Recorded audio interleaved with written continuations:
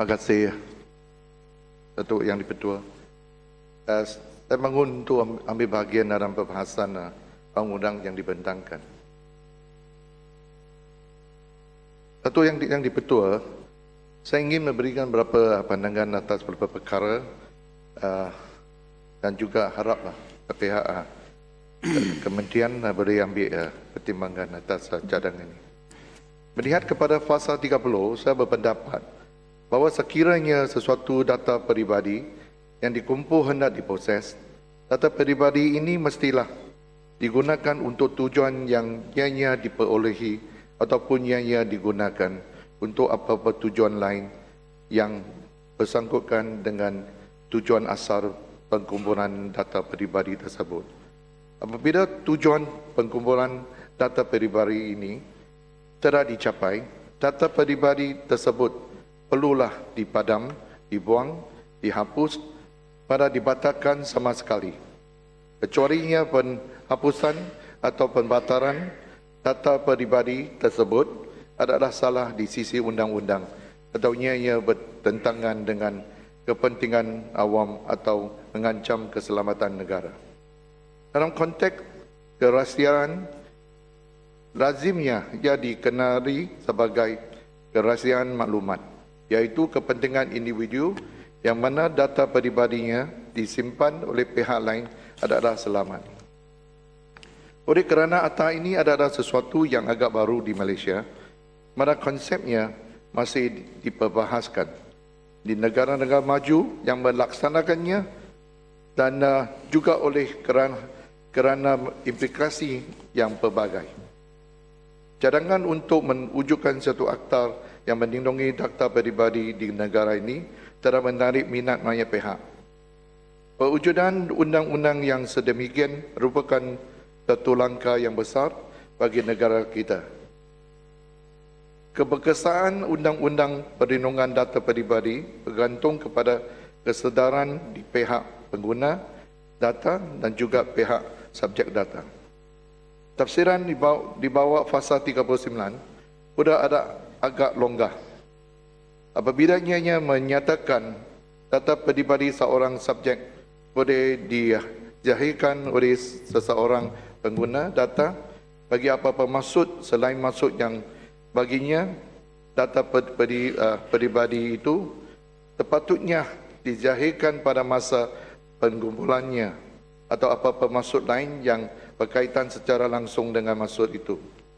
Walaupun persetujuan subjek perlu diperolehi, data peribadi tersebut tidak sepatutnya disimpan lebih dari tempoh yang sepatutnya. Terdapat tanggungjawab pengguna data untuk menghapuskannya selepas tujuan pengkumpulan tersebut dicapai. Itu yang di-Pertua. Pertama, terdapat isu sama ada ruang undang-undang yang dicadangkan ini seharusnya diaplikasikan juga kepada kerajaan persekutuan.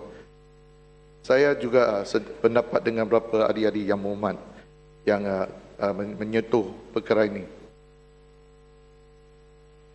Dan saya juga berpendapat bahawa ini perlu termasuk dengan bukan hanya kerajaan persekutuan dan kerajaan-kerajaan negeri, termasuk perbadanan-perbadanan kerajaan ataupun hanya dihadkan kepada sektor swasta saja. Intipati dalam menilai persoalan ini adalah implikasi untuk tidak menguatkuasakan akta ini kepada kerajaan dan sektor awam. Kerajaan melalui pelbagai agensi yang membuat pendaftaran, mengenakan cukai dan pelbagai urusan kerajaan yang lain adalah sebenarnya pengumpul dan penyimpan data peribadi yang terbesar di negara ini. Oleh yang demikian, untuk mengecualikan dari Undang-Undang Perlindungan Data Peribadi adalah menindahkan pencapaian objektif-objektif di bawah undang-undang yang disedemikian. Melihat kepada fasa 2 dan 3 pula, saya tertanya mengapa perlindungan data peribadi ini hanya dihadkan kepada transaksi komersial saja.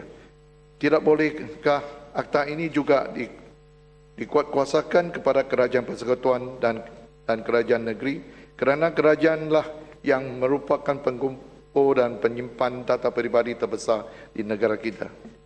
Saya berpendapat penggunaan data peribadi oleh kerajaan juga perlu dikawal sedia dan dipantau agar ianya tidak disalahgunakan. Sekira akta ini boleh dikuatkuasaan kepada sektor awam dan juga sektor swasta, isu selanjutnya adalah mengenai status badan penguatkuasa yang akan mengkuatkuasakan akta ini. Pada pandangan saya amat perlu badan penguatkuasa ini diletakkan di bawah pengawasan parlimen. Apa yang disebutkan oleh Yang Berhormat dari Sekambut, saya sependapat. Dengan kata lain, Suruhanjaya ini harus bertanggungjawab secara terus kepada parlimen dan bukan kepada menteri. Isu ketiga adalah berkaitan dengan hubungan antara akta yang dicadangkan ini dengan undang-undang lain yang sedia ada, yang mungkin menimbulkan isu konsistensi.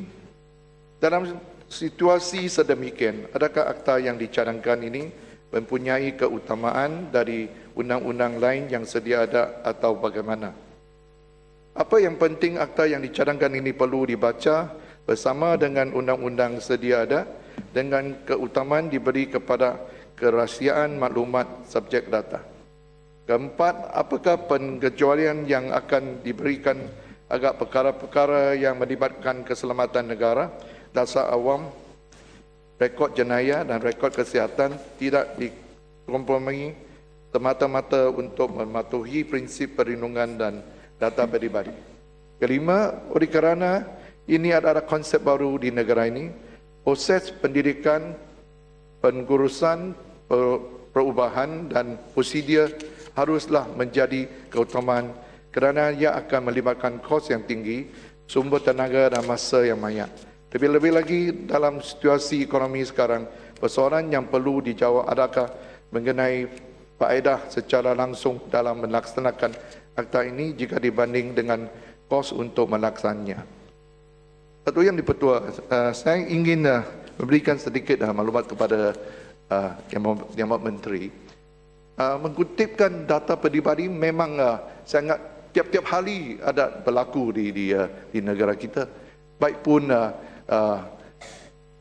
agensi kerajaan melalui banci atau statutory body, bank-bank, institusi yang kewangan yang lain, syarikat insurans dan juga ada syarikat-syarikat antarabangsa yang menjalankan so-called survey rumah ke rumah untuk mendapatkan maklumat tentang pendapatan, tanggungan dan ahli keluarga, termasuk lain-lain data peribadi. Dan ini telah berlangsung. It happen every day and day.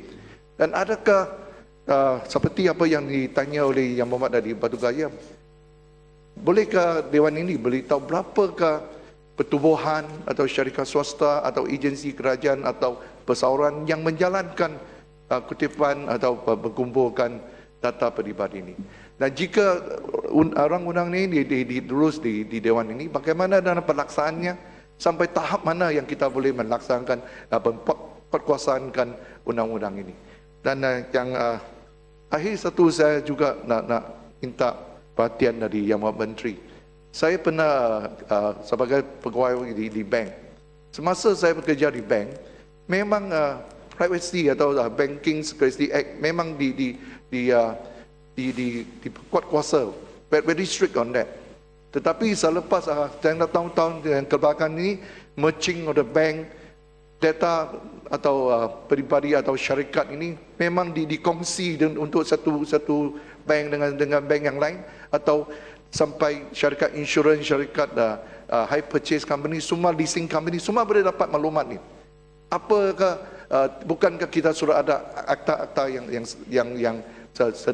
sekian nama, mengapa tiada penguatkuasa boleh diambil kepada mereka ini? Dengan itu saya ucap terima kasih kepada Datuk Yang di-Pertuan dan juga Yang Berhormat Menteri.